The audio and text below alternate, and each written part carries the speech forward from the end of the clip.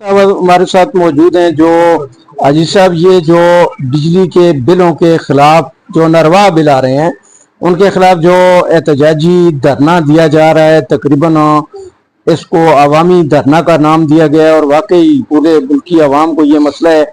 आप क्या कहना चाहेंगे इस हवाले से?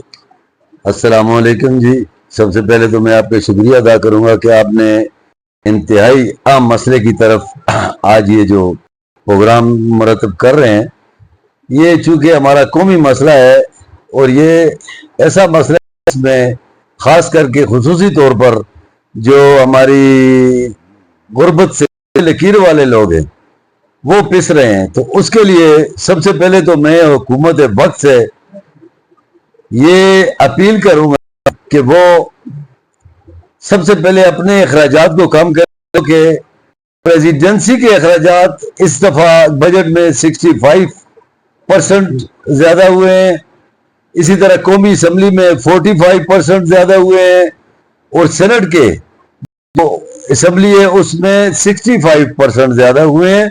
ये जो बजट पेश हुआ है ये इशराफिया ने इशराफिया के लिए बनाया है, गरीब का इसमें कोई ताल्लुक नहीं है और गरीब इसमें और ज़्यादा पिस रहा है। तो इसमें मैं फिर हुकूमत वक्त से ये कहूँगा कि IPPs सारे वो IPPs के वो लोग उन्होंने बिजली पैदावार के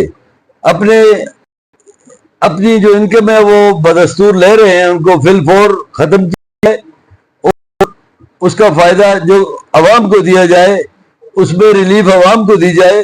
वो हमारे टैक्स के पैसे बगैर किसी अखराजात के वो लोग अपनी जेबों में ले रहे हैं, डाल रहे हैं। इस चीज से उनको छुटकारा तभी मुमकिन हो सकता है कि जब इस वक्त हुकूमत उन मुआहदों को मनसूख करे।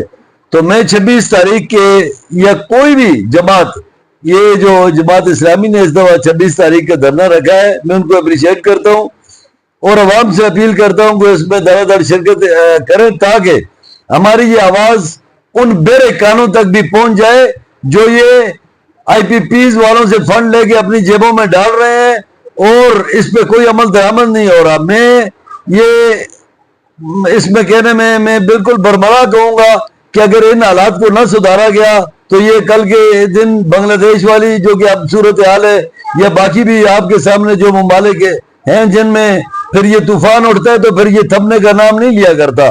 तो मैं ये सबसे गुजारिश करूंगा कि होश के नाखुन लेते हुए इसके ऊपर फिलफोर अमल दरामद करें और जितने भी गरीब लोग हैं इनका ख्याल रखें। ये आपकी राय है, अगर आपने इनका ख्याल न रखा तो ये कल को अगर उठ के आपका ख्याल रखने के लिए उठे तो फिर आपको अपना भी ख्याल नहीं रहेगा। बहुत सलाम।